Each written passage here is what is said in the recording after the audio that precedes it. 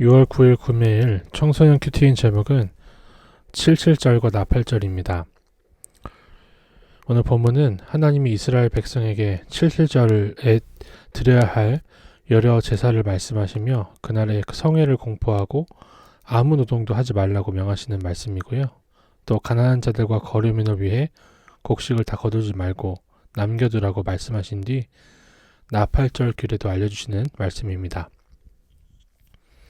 안식일 이튿날 곧 너희가 요제로 곡식단을 가져온 날부터 세어서 7 안식일에 수효를 채우고 7 안식일 이튿날까지 합하여 50일을 계수하여 새 소재를 여호와께 드리되 너희의 처소에서 10분의 2 에바로 만든 떡 2개를 가져다가 흔들지니 이는 고운 가루에 누룩을 넣어서 구운 것이요 이는 첫 요제로 여호와께 드리는 것이며 너희는 또 이 떡과 함께 1년 된 흠없는 어린 양 7마리와 어린 숫소 1마리와 순양 2마리를 드리되 이것들을 그 소제와 그 전제의 제물과 함께 여호와께 드려서 번제로 삼을지니 이는 화제라 여호와께 향기로운 냄새며 또 순염소 하나로 속죄제를 드리며 1년 된 어린 순양 2마리를 화목제물로 드릴 것이요 제사장은 그 첫 이삭의 떡과 함께 그 2마리 어린 양을 여호와 앞에 흔들어서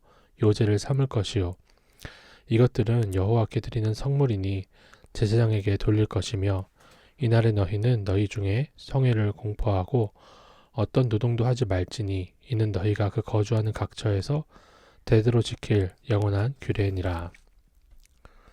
77절은 6월절로부터 7주 후 50일째 되는 날에 밀 수확의 첫 열매를 하나님께 드리던 절기입니다. 여기서 특이한 점은 부패와 죄를 상징하던 누룩을 넣어 구운 떡을 하나님께 드린 것입니다.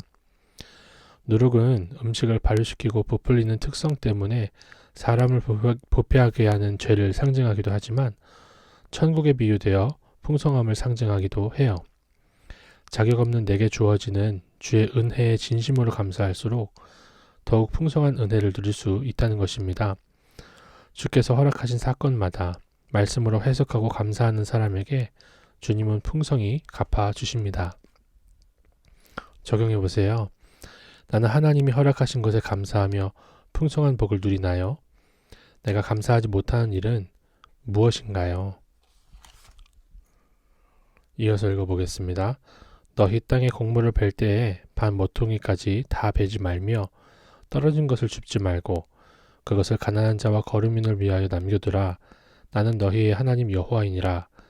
여호와께서 모세에게 말씀하여 이르시되 이스라엘 자손에게 말하여 이르라.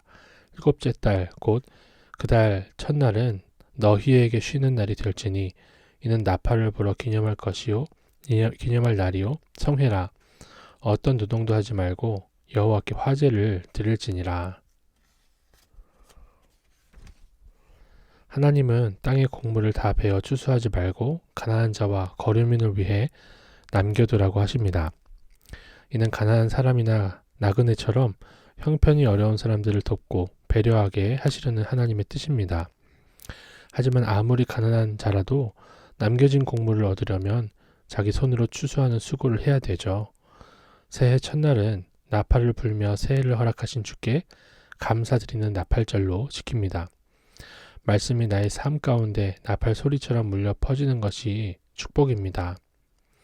말씀으로 나의 삶을 돌아보고 회개하며 하나님을 사모하면 주께서 놀라운 은혜를 부어주십니다. 적용해보세요.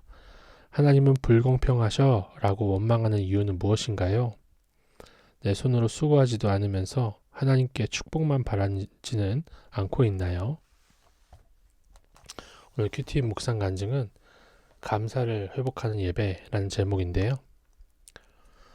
저는 요새 영적으로 가장 크게 권태기를 겪고 있습니다.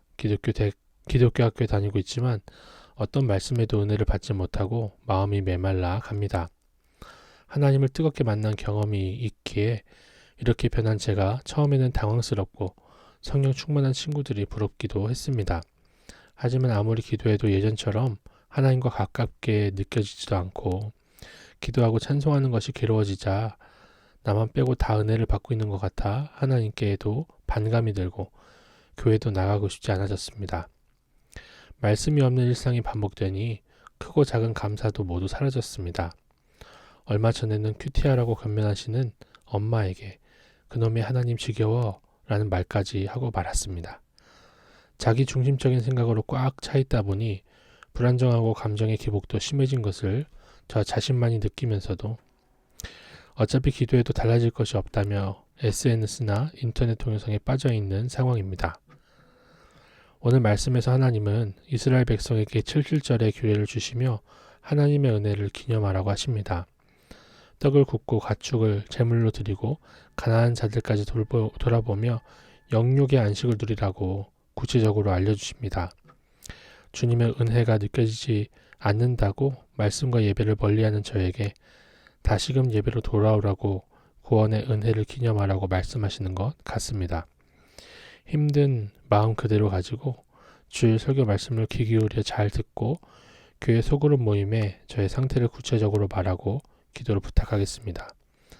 하나님 안에서 저의 감사와 평안이 회복되도록 기도해 주시기 바랍니다.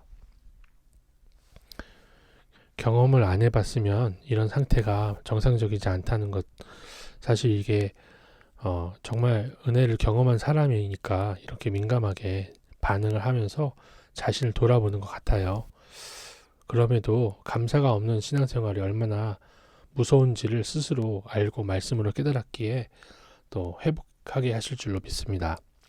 이번엔 적용은 큐티 본문을 여러 차례 반복해 읽으며 제게 주시는 말씀으로 듣겠다는 것이고, 교회 소그룹 모임에서 저의 이런 마음을 솔직히 말하고 선생님과 친구들의 권면을 잘 듣겠다는 것인데요. 정말 이 여전한 방식밖에 없는 것 같아요. 특별하게 집회를 다니거나 아니면 특별한 방식으로 40일 금식 기도를 하거나가 아니라 여전한 방식으로 큐티하고 소그룹에서 나누는 것, 이것이 우리가 살 길입니다. 이 여전한 방식으로 오늘 하루도 살아낼 수 있기를 바랍니다. 기도드리겠습니다. 주님이 주신 것에 감사하고 그것을 다른 사람과 나누며 풍성한 복을 누리길 원해요. 연약한 제 삶에 은혜를 베푸시는 주님을 찬양하고 주어진 일에 최선을 다할 수 있도록 인도해 주세요. 예수님의 이름으로 기도드립니다. 아멘.